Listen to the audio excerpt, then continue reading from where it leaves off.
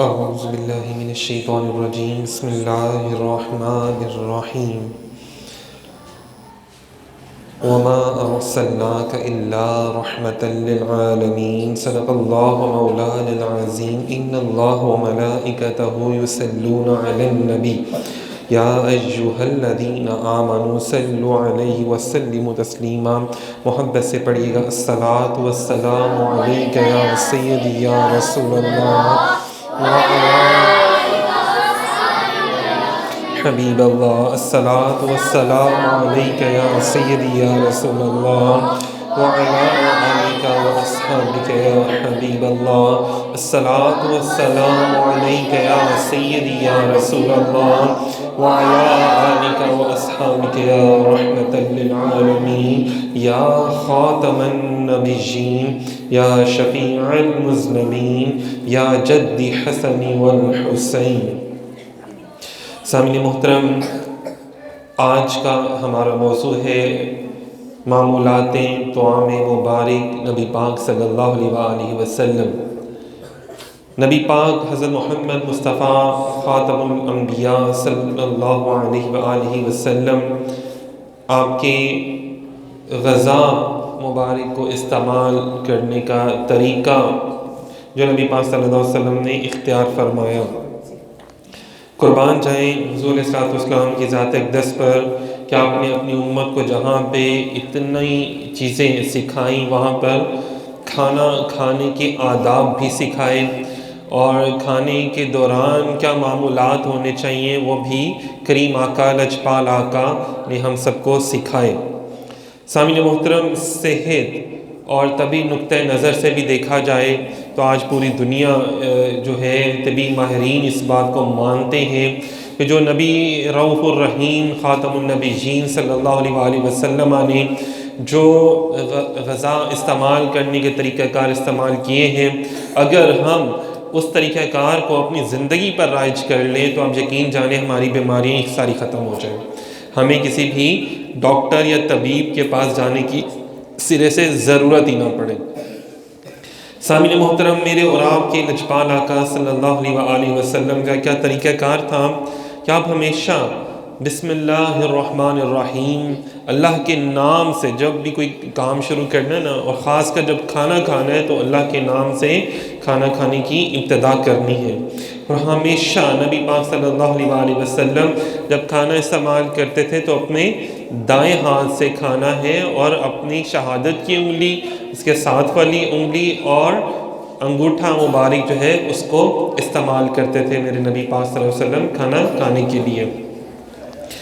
سامعین محترم، میرے نبی پاک صلی اللہ علیہ وسلم کے جو معمول ہے کھانا کھانے کے حوالے سے کہ کبھی بھی سرکار مدینہ علیہ الصلوۃ والسلام نے پیٹ بھر کے کھانا نہیں کھایا، ہمیشہ بھوک رکھ کے کھائی نا تھوڑی سی، کیونکہ نبی پاک صلی اللہ علیہ وسلم کی حدیث پاک ہے جو بہت سی روایات میں بھی آتا ہے کہ نبی پاک صلی اللہ علیہ وسلم نے فرمایا کہ معدے کے 3 حصے ہیں، معدے کے 3 حصے ہیں، ایک حصہ ہے کھانا کھانے کے لیے، دوسرا حصہ ہے مشروبات پینے کے لیے، اور تیسرا ہوا کے لیے، یا اگر دیکھا جائے تو تیسرا حصہ اللہ کے ذکر کے لیے، اللہ کے نور کے لیے۔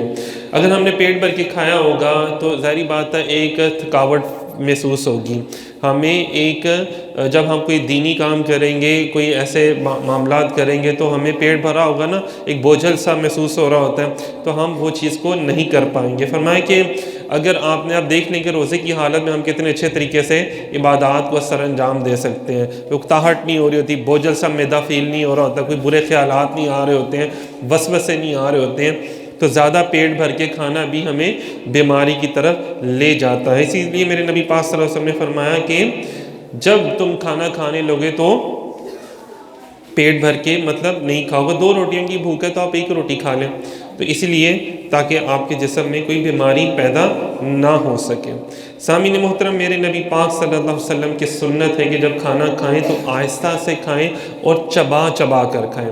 ہمارے یہاں پر کیا ہوتا ہے کہ اکثر آپ نے دیکھا ہوگا لوگ کھانا کھا رہے ہوتے ہیں، غوطہ لگ جاتا ہے، جلدی کھانے کے چکر میں کیا ہوتا ہے کہ چباتے بھی نہیں ہیں، اور وہ چیز جب ڈائریکٹ آپ کے معدے میں جائے گی تو آپ نے اس کو چبا کے چھوٹے چھوٹے ٹکڑوں میں تبدیل کر کے نہیں بھیجا، تو اس کے لیے پھر معدے کو جو ہے وہ زیادہ کام کرنا پڑے گا۔ جب معدہ زیادہ کام کرے گا تو اس کے نتائج جو ہے جو اس کو دیا گیا کام اگر کسی بھی چیز کو جو کام دیا جائے اس کی طاقت سے زیادہ تو وہ ہمیشہ اس میں خرابیاں ہی پیدا ہوتی ہیں۔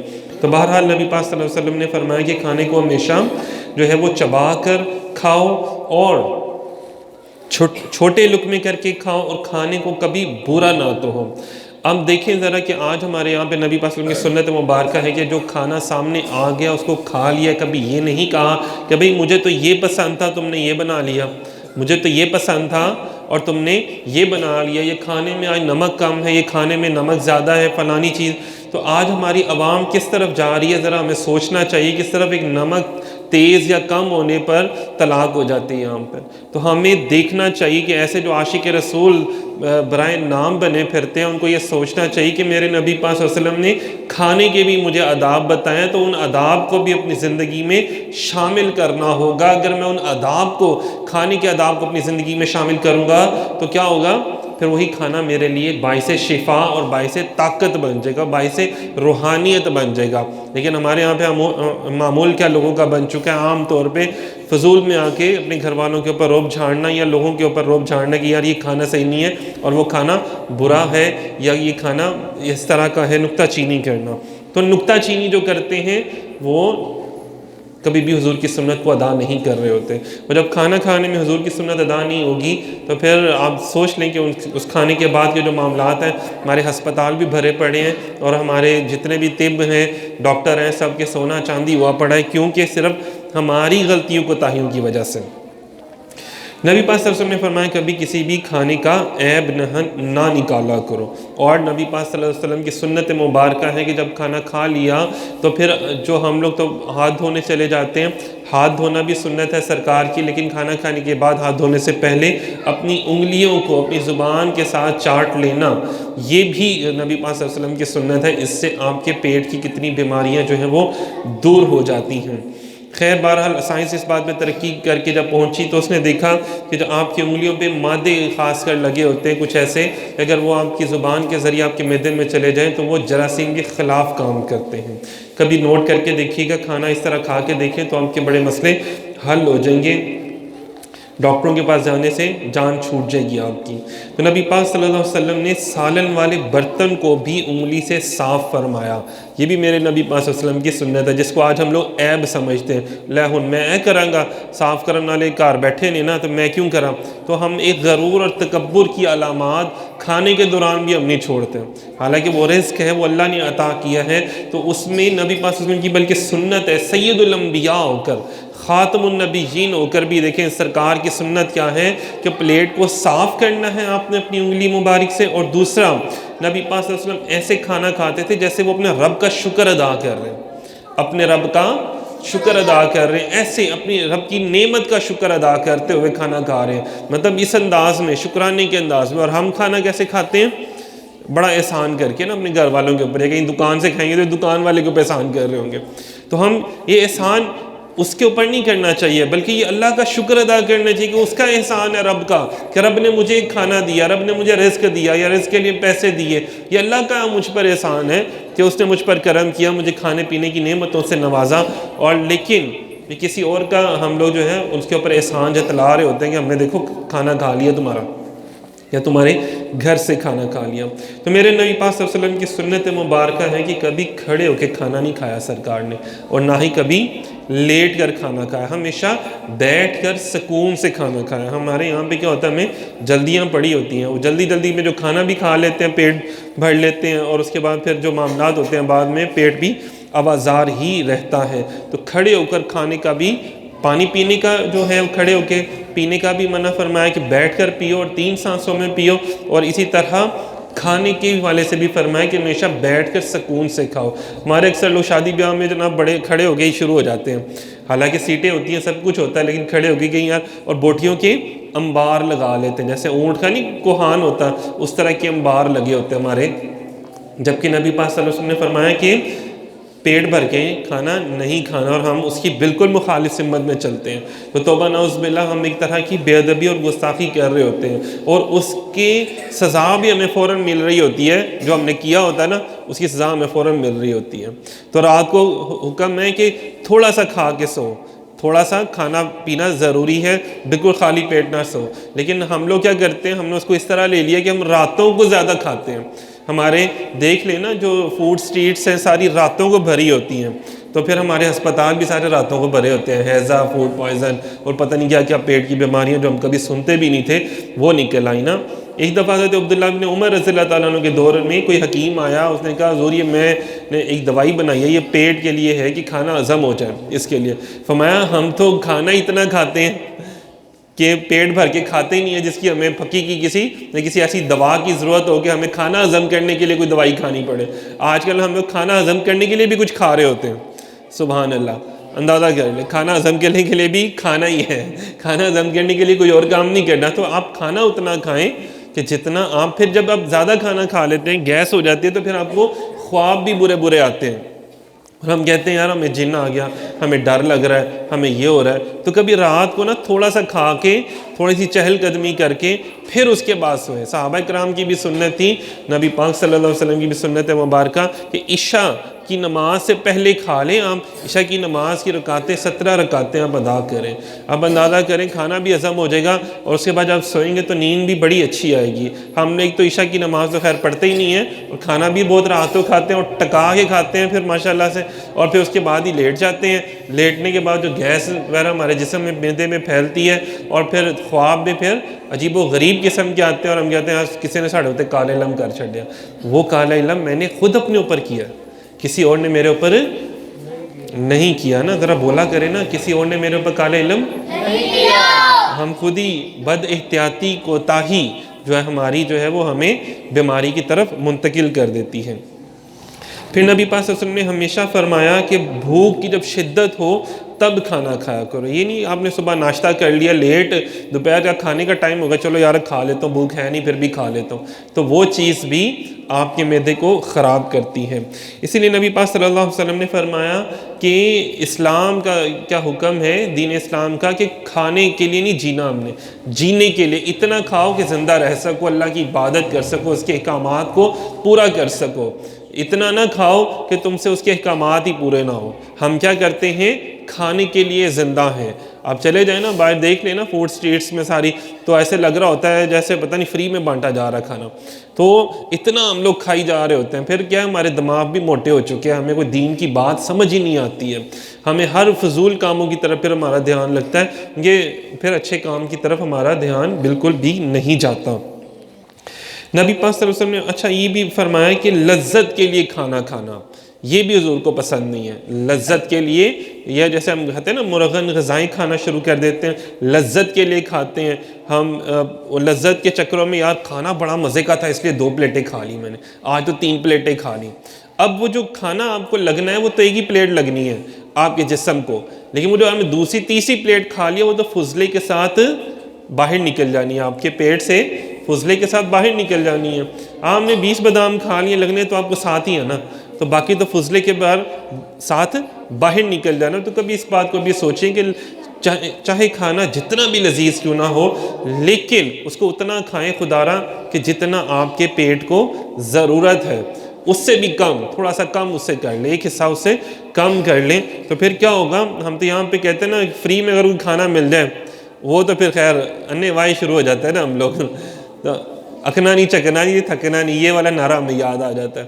لیکن اگر سرکار مدینہ علیہ السلام کی بات پر عمل کر لیں تو آپ یقین جانیں آپ ہسپتال سے آپ کی جان چھوٹ جائے گی، اور آپ کی جان چھوٹ جائے گی ڈاکٹروں کے پاس علاج کروانے سے، دوائیاں کھانے سے.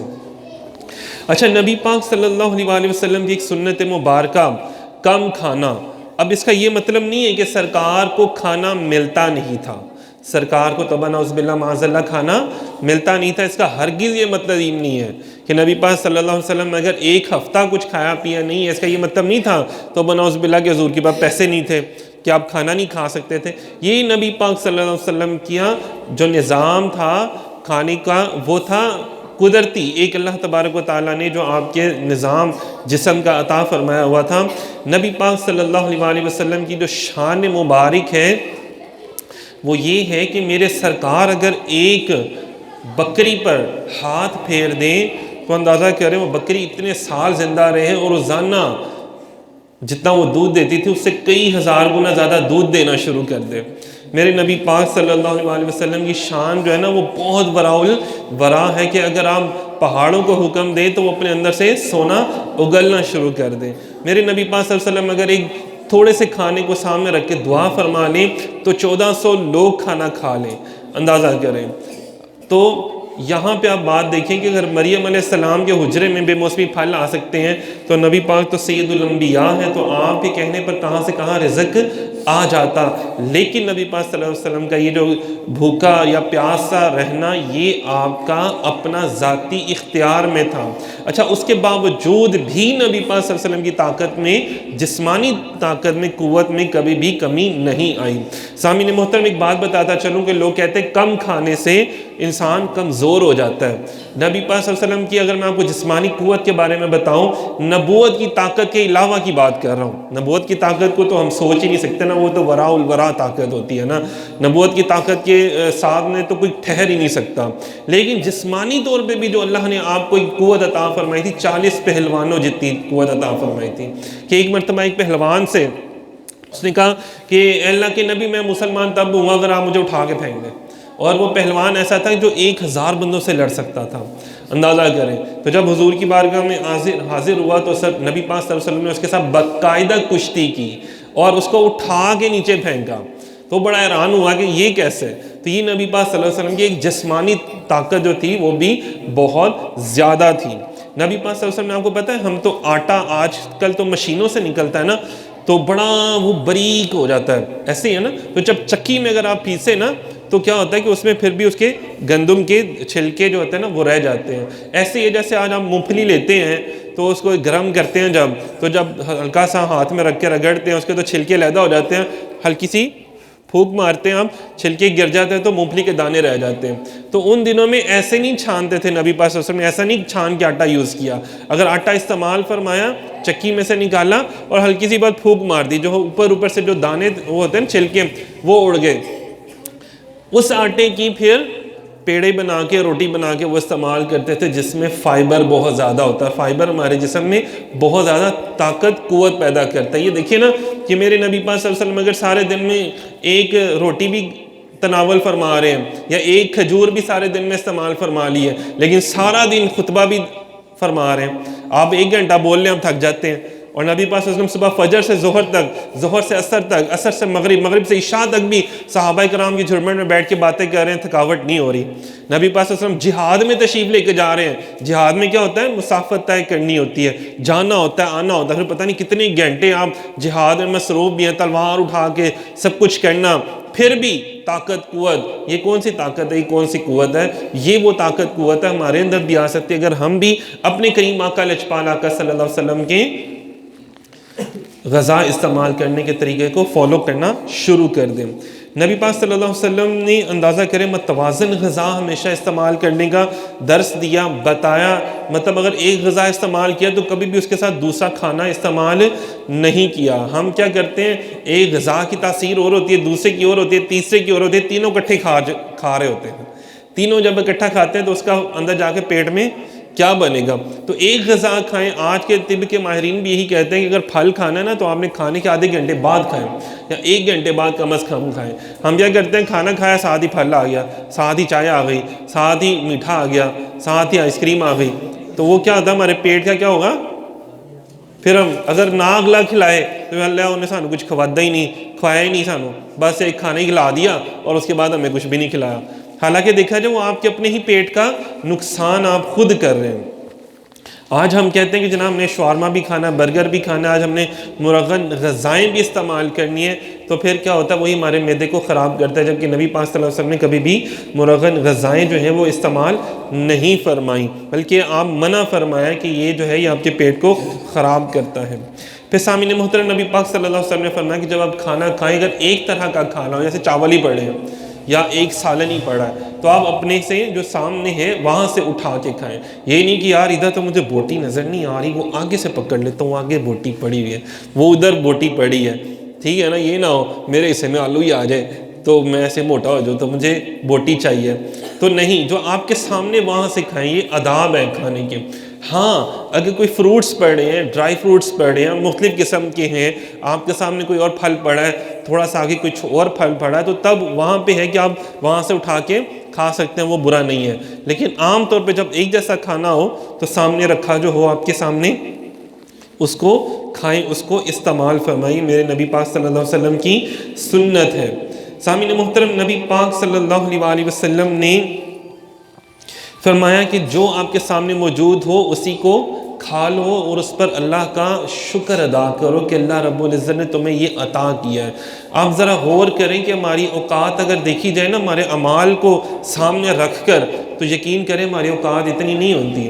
ہم کتنا کو اللہ کے احکامات کو پورا کرتے ہیں، کتنی ہم اپنی زندگی میں کوتاہیاں برت دیتے ہیں اپنی سستی اور کاہلی کی وجہ سے، نافرمانی کی وجہ سے. لیکن اس کے باوجود میرا رب مجھے رزق عطا کر رہا ہے، تو پھر جو رزق عطا ہو رہا ہے اگر میں بے ادبی کروں گا، ناک منہ چڑھاؤں گا، تو وہ رزق میرے اندر جا کے شفا پیدا نہیں کرے گا. اندازہ کریں وہ پھر بیماریوں کا باعث بنے گا. اور ہاں اگر میں شکر ادا کرتے ہوئے کھانا کھاؤں گا، نبی پاک صلی اللہ علیہ وسلم کھانا تو کھانا ہی ہے، لیکن میں یہ سوچوں گا کھانا کھاتے وقت کہ یار میرے آقا نے ایسے کھانے کا حکم دیا، میرے آقا ایسے کھانا کھایا کرتے تھے، تو آج میں نے اپنے گھر والوں کے ساتھ بیٹھ کے ایسے کھانا کھانا ہے. چلو آج ہاتھ سے کھانا کھاتے ہیں، چلو آج اتنا کھانا کھاتے ہیں کہ ہمارا پیٹ جہاں پہ بھرنے لگے اس سے پہلے ہی ہاتھ چھوڑ دیں. چلو آج ایسا کھانا کھاتے ہیں کہ میرے نبی پاک صلی اللہ علیہ وسلم چبا کر کھانا کھایا کرتے تھے، چلو آج ایسے کھانا کھاتے ہیں. چلو آج نا ہم متوازن غذا کھاتے ہیں، آج مسالے دار چٹخارے دار غذا نہیں کھاتے ہیں. تو آپ یقین کریں حضور کی سنت بھی ادا ہوگی. وہ حضور کی سنت ادا کرنا مطلب عبادت کرنا اللہ کی رضا کے لیے، حضور کی سنت، حضور کی خوشنودی کے لیے ادا کریں گے تو آپ کا کھانا کھانا بھی عبادت ہو جائے گا. اور وہی کھانا باعث شفا بن جائے گا جب آپ کے پیٹ میں جائے گا، اور وہی لنک جو ہے وہ روح کے ساتھ ہے نا، دماغ کے ساتھ ہے. اور پھر کیا ہوگا، آپ سے آٹومیٹکلی خود بخود ہی اچھے اعمال سرزد ہونا شروع ہو جائیں گے. اچھے کاموں کی طرف، نعت کی طرف، قرآن کی طرف، نماز کی طرف، اچھے اعمال کی طرف آپ کا رجحان خود بخود ہی آٹومیٹکلی ہونا شروع ہو جائے گا. پہلے مائیں آٹا بھی گوندتی تھی، درود پڑھ کے گوندنا کرتی تھی. آج جناب صاحب ٹی وی لگا ہوتا ہے، موبائل بھی آٹے میں گھسا ہوتا ہے، پتہ نہیں کیا کیا آٹے میں گھسا، بعد میں نکالتی ہیں وہ میں تو ٹی وی دیکھ رہی ہیں سا آٹا گوندنی پہ سا، تو بیچ میں ہانڈی کے اندر پتہ نہیں کیا کچھ جا رہا ہوتا ہے. تو پھر جب ایسی ٹی وی اور گانے سن کے ہانڈیاں بکری ہوں گی، آٹے گوندے جا رہے ہوں گے، تو پھر جو بچے بھی سارے ڈسکو ہی پیدا ہو رہے ہیں. صحیح ہے نا، عاشق رسول تو نہیں ہوں گے نا، شیخ عبد القادر جیلانی کیسے بچے بنیں گے؟ تو ہمیں اپنے بچوں کو اگر ویسا بنانا ہے تو حضور کی سنت پر بھی عمل کرنا ہوگا. جزاک اللہ.